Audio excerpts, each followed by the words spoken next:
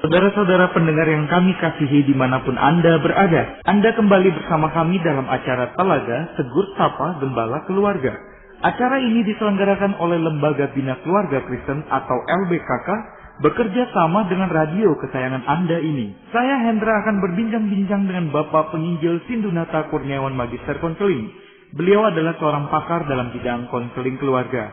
Perbincangan kami kali ini adalah mengenai topik menjadi sahabat bagi saudara kandung.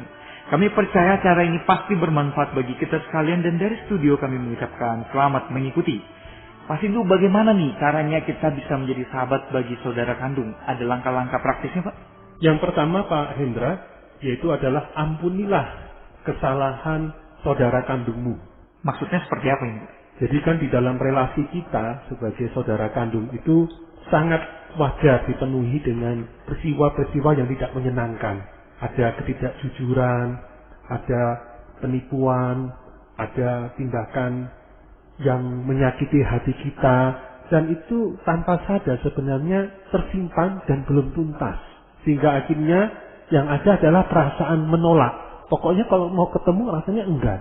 Mau tegur sapa itu, jadi hal yang tidak menyenangkan. Nah, hal-hal ini menunjukkan sebenarnya ada gumpalan-gumpalan kemarahan, kekecewaan, sakit hati, bahkan kepahitan. Mari kita kenali sisi-sisi apa saja itu, dan kemudian kita datang kepada Kristus. Aku ini loh Tuhan, aku pernah dilukai begini, aku pernah disakiti, dipermalukan, dan aku menyerahkan luka ini kepadamu, dan di dalam nama Yesus aku mengambil langkah iman, langkah ketaatan, aku bersedia memaafkan, mengampuni saudara kandungku untuk kesalahan ini, untuk kesalahan itu. Dalam nama Yesus aku menolak kebencian, menolak kepahitan, dan aku menerima damai sejahtera, memberikan kasih karunia kepada saudaraku, dan aku menerima dia karena Tuhanlah yang mengampuniku, Tuhan juga mengampuni dia dalam nama Yesus.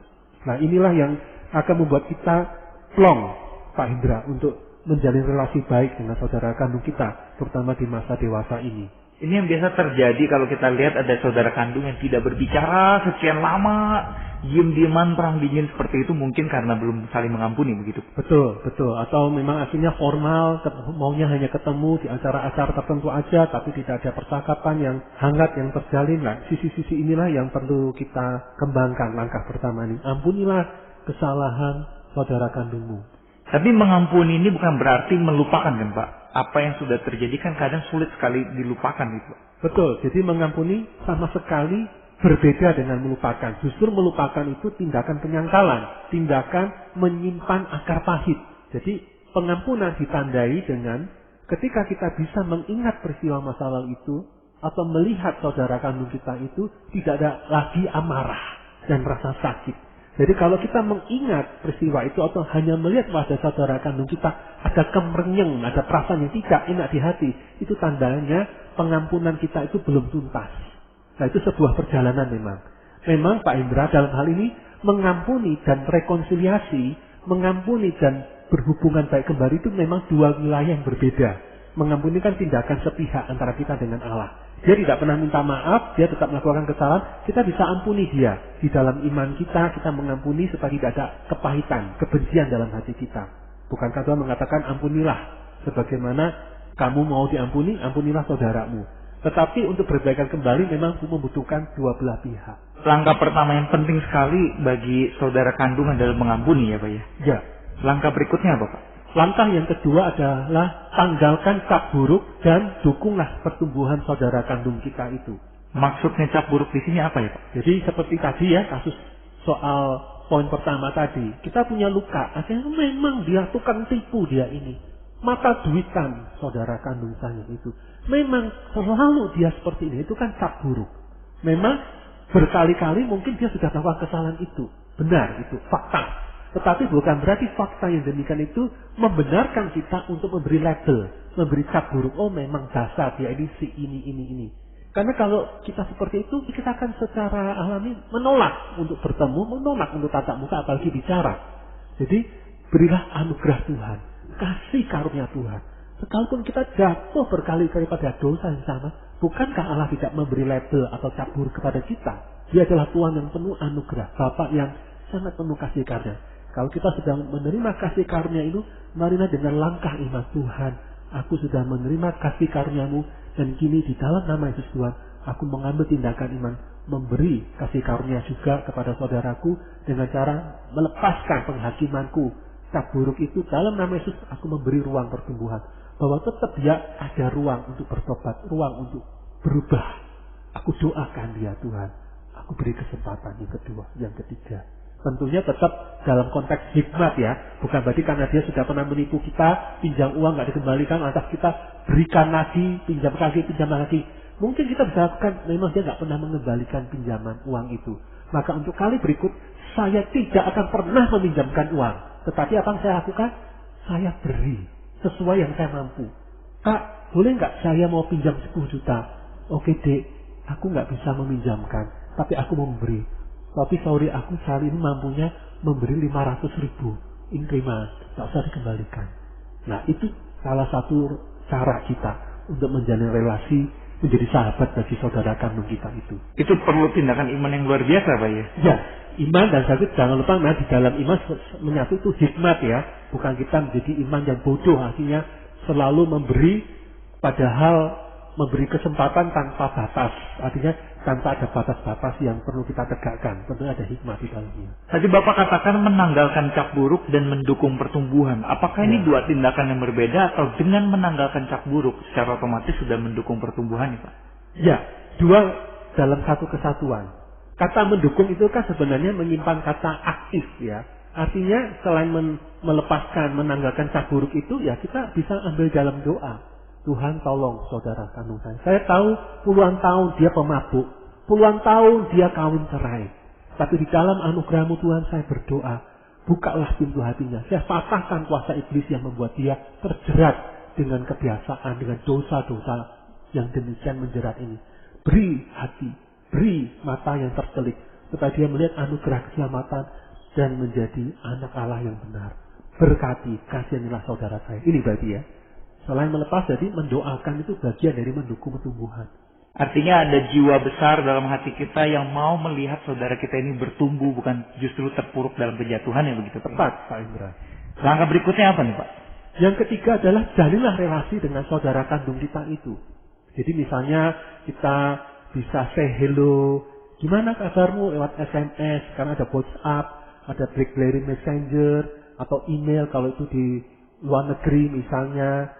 Kita sekedar mampir, kita waktu pergi dari satu kota liburan atau kerja di kota lain, bawa sekedar oleh-oleh buah tangan. Ini oleh-oleh buat kamu, buat anakmu, buat suamimu, buat istrimu, atau sekedar memberi uang ketika saudara kita memang berkekurangan. Ini untuk liburanmu ya, atau ini untuk dukung sekolah anakmu ya. Jadi jadilah relasi.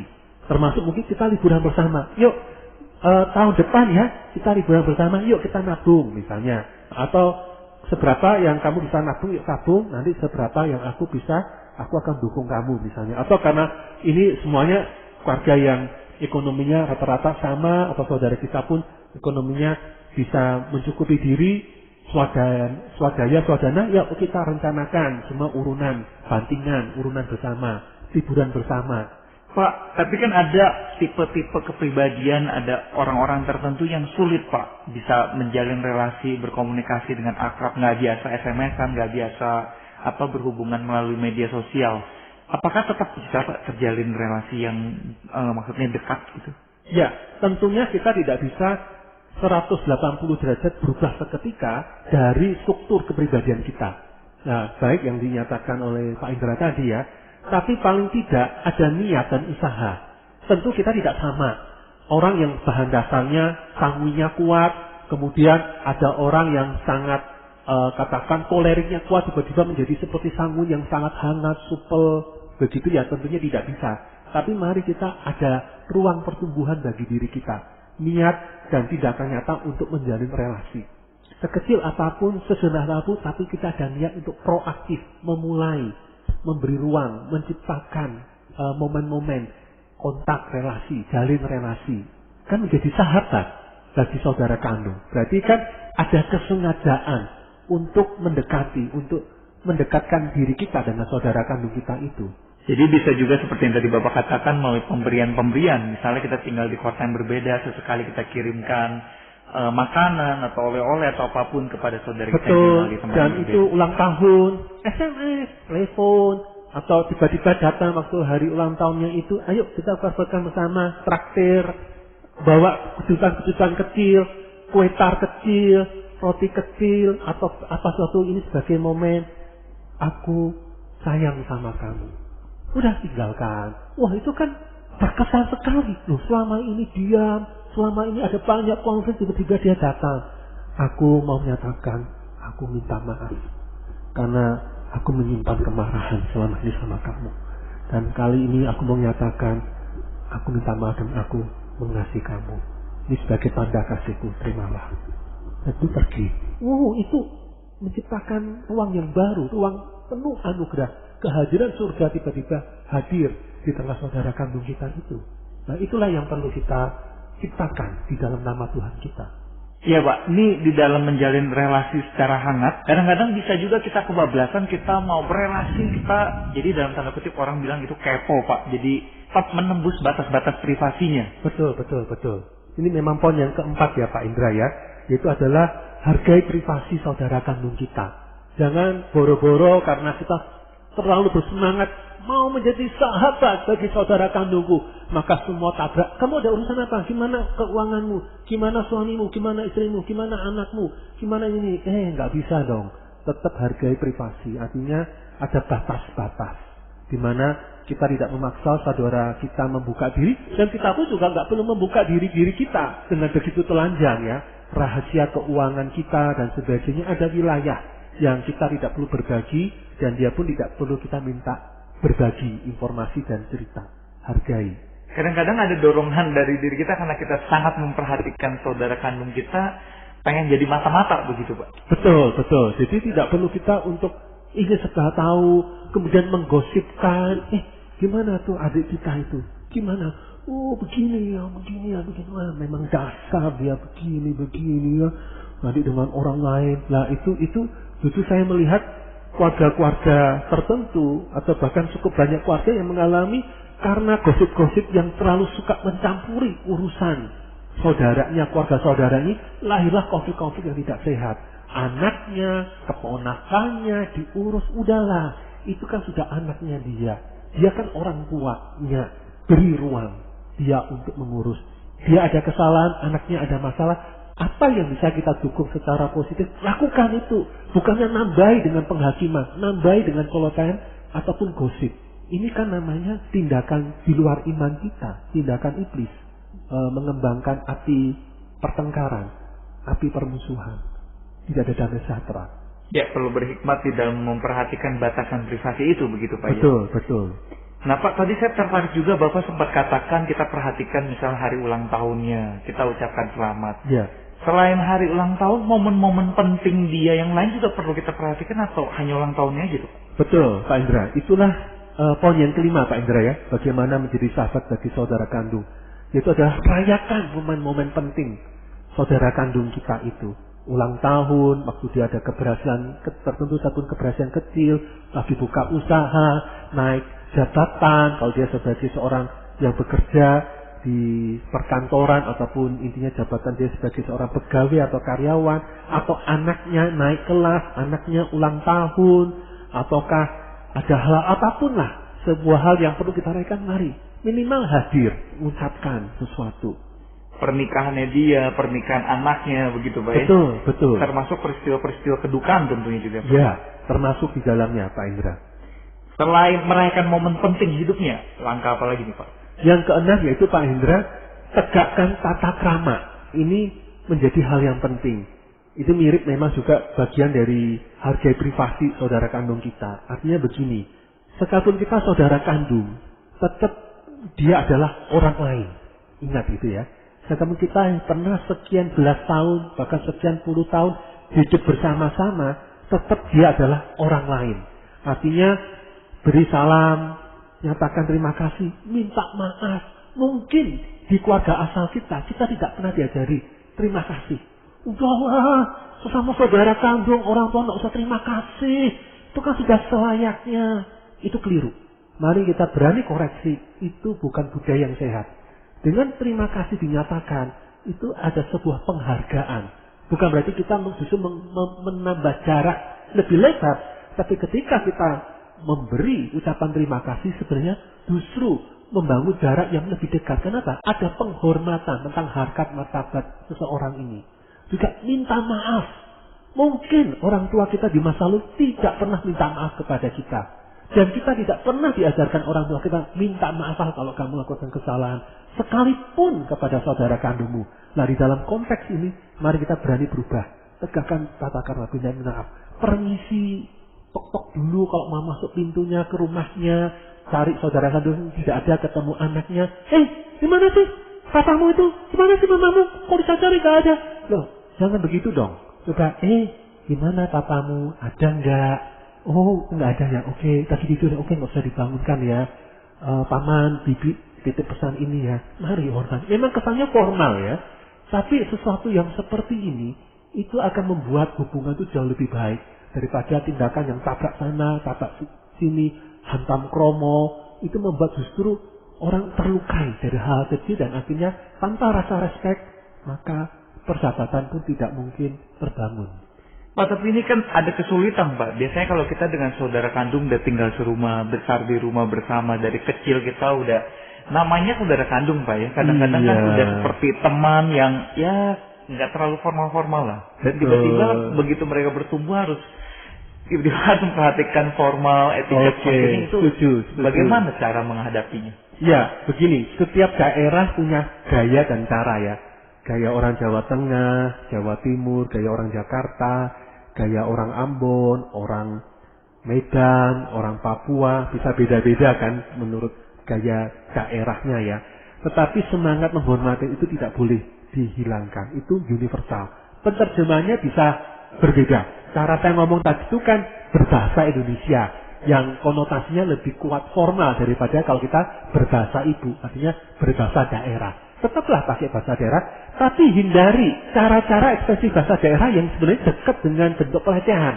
Misalnya ya, daerah tertentu kan ada, kalau manggil itu pakai kata-kata yang sebenarnya itu konotasinya itu kata-kata jorok. Itu sebaiknya dilepas. Pakai kata-kata yang masih kedengaran itu wajar, bukan kata-kata jorok. Seperti itu.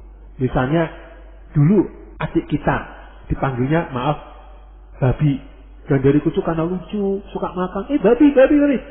Bukan berarti karena dulu itu bahasa babi itu bahasa akrab untuk menyapa dia. Ketika kita sudah dewasa itu tetap pakai kata babi itu. Itu kan penghinaan. Bullying. Dalam ayat tertentu, ganti kata yang lain. Jadi keakraban itu bukan berarti harus ditandai dengan tidak adanya penghormatan. Baik Pak, dengan menegakkan tata krama kita sudah belajar 6 langkah nih Pak menjadi sahabat bagi saudara kandung. Ya. Langkah berikutnya Pak? Hormati saudara ipar kita. Nah ini penting ya.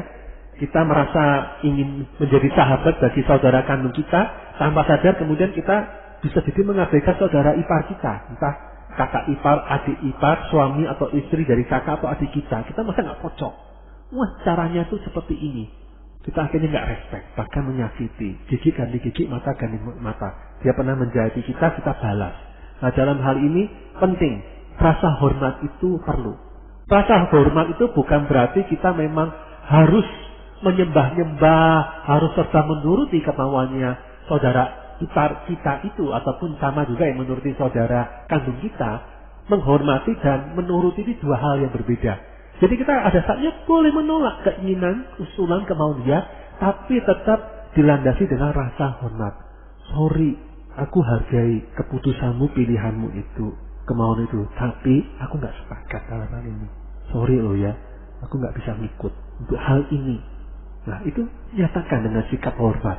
Karena bagaimanapun saudara ipar kita itu adalah bagian kehidupan yang menyatu dengan saudara kandung kita itu sebagai suami dan istri.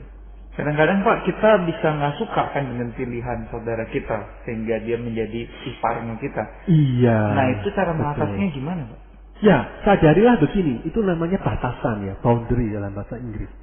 Bahwa aku dan saudara kandungku, aku dan anakku termasuk, aku dan orang tuaku tetap dua individu yang berbeda. yang masing-masing Allah berikan talenta, berikan kepercayaan, dan masing-masing Allah akan menuntut pertanggungjawaban. Aku tidak harus bertanggung jawab terhadap pilihan hidup saudara kandungku, pilihan hidup anakku. Aku tidak harus bertanggung jawab. Jadi ini yang keliru.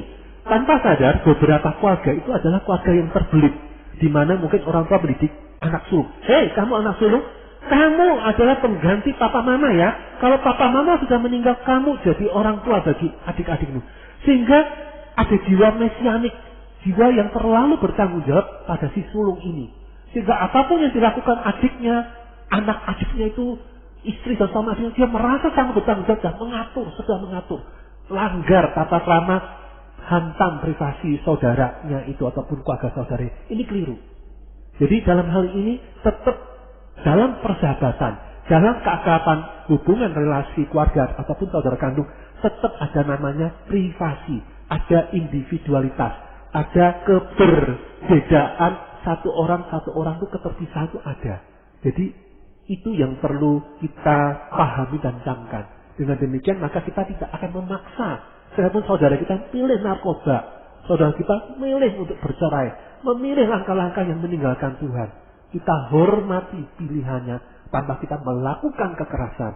Kita hormati, tetapi sekaligus pada saat yang sama kita mendoakan. Mungkin kita menangisi pilihannya itu, tapi kita terus mendoakan supaya anugerah Tuhan tidak meninggalkan dia. Ada kesempatan kedua yang Allah berikan untuk dia berbalik. Jadi meskipun ada banyak dinamika, kadang-kadang juga bisa berkonflik Pak dengan hadirnya saudara ipar. Sebelum ada ipar pun misalnya sudah berkonflik. Betul. Itu kan kadang-kadang kita sebagai anak atau sebagai saudara kandung, terus kita lihat teman kita atau tetangga kita yang saudara kandungnya akur, kita bisa jadi cemburu Pak, bisa iri. Betul lah. Maka inilah langkah yang ke-8 ya Pak Hendra ya, untuk menjadi sahabat bagi saudara kandung kita. Yaitu adalah syukuri dan sekaligus tolak pembandingan hubungan kakak adik orang lain. Jadi seringkali kan lebih mudah ya, rumput tetangga terlihat lebih hijau daripada rumput pekarangan rumah kita. Apapun sejarah relasi kita, syukurilah bahwa ini adalah anugerah yang Allah berikan, aset, talenta yang Allah berikan. Inilah saudara-saudara kandungku, bahwa saya bersaudara kandung dan bersaudara ipar bukan kebetulan di dalam anugerah Tuhan. Allah turut bekerja untuk mendatangkan kebaikan bagi kita yang mengasihi dia, termasuk di tengah relasi yang buruk dengan saudara kandung ataupun saudara ipar kita ini. Jadi kita harus mengaminkan bahwa bukan sebuah kebetulan kita bisa bersaudara kandung dengan kakak atau adik kita saat ini, begitu Pak? Betul, dan lihat ini kembali dari perspektif Allah, kedaulatan Allah, cara pandang Allah, pemeliharaan Allah, providensia Allah. Bahwa yang paling utama, kita pribadi menjadi hamba yang baik dan setia. Allah percayakan dengan saudara kandung yang, maaf, begitu brengsek. Dengan saudara ipar yang begitu menjengkelkan dan menyakitkan, membuat kita tercerai-berai saudara kandung gara-gara saudara ipar itu. Tetapi di dalam anugerah Tuhan, mari kita minta kelapangan hati dan terimalah kelapangan hati itu. Beri ruang bagi proses dinamika saudara kita dan saudara kandung kita itu di dalam anugerah Tuhan. Satu lagi Pak ingin saya tanyakan, kadang-kadang di dalam diskusi dengan saudara kandung kita itu ada topik-topik tertentu yang kalau dibahas kita bisa ribut itu Pak. Iya Pak Indra ya, itu sangat mudah ya dijumpai sebenarnya di dalam banyak relasi saudara kandung. Maka langkah yang ke-9 Pak Indra adalah berilah ruang bagi keberbedaan dan kesensitifan. Maksudnya seperti apa? Jadi misalnya saudara kita tuh sensitif kalau bicara pendidikan formal. Dia sekolah hanya sampai SMP. Dia memang nggak niat sekolah, mungkin karena situasi orang tua kita di masa lalu kurang memperhatikan penghargaan diri, suka membanding-bandingkan. Kita kebetulan superior dengan potensi kecerdasan akademis, kita melejit. Kemudian adik atau kakak kita seringkali dibodoh-bodohin. Itu loh, kamu tuh nggak pinter, nggak rajin kayak adikmu, kayak kakakmu. Sehingga akhirnya semakin pahit dan dia pun meninggalkan dunia sekolah, kakak atau adik kita. Nah, bicara soal pendidikan itu nilai sensitif. Mari hindari. Bicara soal gelar akademis, bicara soal kaya raya, bicara apa boleh buat. Dia ada dalam proses di titik keterbukaan itu dan dia belum bisa memberi langkah pengampunan. Beri ruang. Kita hindari sedapat-dapatnya topik yang bersinggungan tentang hal itu. Satu lagi Pak, ada satu topik yang cenderung sensitif juga, yaitu tentang warisan Pak. Iya Pak Indra ya, topik yang sebenarnya itu seperti api dalam sekam. Bagi banyak keluarga-keluarga kita secara tradisional, jarang orang tua yang semasa hidup sudah membuat akta warisan dengan notaris misalnya. Jadi supaya waktu orang tua kita meninggal sudah jelas pembagian warisan seperti apa. Ini yang melahirkan dinamik-dinamik bom-bom yang meledak pada waktu kedua orang tua meninggal. Maka dalam ini langkah ke-10 yang terakhir menjadi sahabat bagi saudara kandung, berhikmatlah dalam membagi warisan. Artinya begini, akuilah Tuhan. Bukankah takut akan Tuhan permulaan hikmat? Libatkan Tuhan, akui Tuhan dalam cara pandang kita terhadap uang, kekayaan, dan jaminan hidup. Artinya begini, jangan sampai gara-gara warisan kita bermusuhan antara saudara kandung. Akuilah bahwa Tuhan yang memelihara. Sekalipun kita mendapatkan warisan yang lebih kecil, atau bahkan sama sekali tidak mendapatkan warisan itu, di dalam anugerah Tuhan, hidup kita tetap terjamin. Ini yang perlu kita amini. Sehingga tanpa kita mendapat warisan pun, sepeser pun misalnya pun, kita tetap bisa mengampuni saudara kandung kita dan memberi ruang bagi persahabatan tetap bisa terjalin. Karena Allah di atas warisan. Dengan kekuatan Tuhan kita bisa Pak ya. Betul, itu memang tidak mudah, tetapi itu kesempatan kita untuk bertumbuh serupa dengan Yesus. Ya, apa pesan firman Tuhan Pak untuk topik kita kali ini? Saya bacakan dari kitab Amsal pasal 18 ayat 24.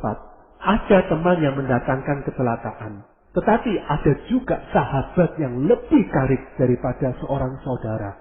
Kalau firman Tuhan mengatakan ada, berarti tidak semua kan? Tidak semua saudara itu berarti harus mendatangkan kecelakaan. Tidak semua saudara itu berarti harus porak-poranda. Mari, jadikanlah saudara kandung kita itu saudara kandung yang diberkati oleh keberadaan kita. Bukan menerima kecelakaan karena kita. Jadikanlah saudara kandung kita itu sahabat. Dan kita minimal mau menjadi sahabat bagi saudara kandung kita apapun posisinya. Dengan demikian kehadiran kita memberkati saudara kita dan nama Allah dipermuliakan. Terima kasih untuk percakapan yang sangat menarik ini Pak Sindu.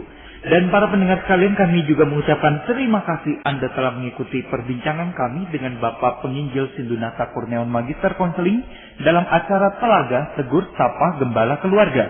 Kami baru saja berbincang-bincang mengenai topik menjadi sahabat bagi saudara kandung. Bagi Anda yang berminat untuk mengetahui lebih lanjut mengenai acara ini, silakan menghubungi kami melalui surat yang dapat dialamatkan ke Lembaga Bina Keluarga Kristen LBKK, Jalan Cimanuk 56 Malang. Anda juga dapat menggunakan email dengan alamat telaga@telaga.org. Kami juga mengundang Anda mengunjungi situs kami di www.telaga.org. Saran-saran, pertanyaan, serta tanggapan Anda sangat kami nantikan. Akhirnya dari studio kami mengucapkan terima kasih atas perhatian Anda dan sampai jumpa pada acara selanjutnya.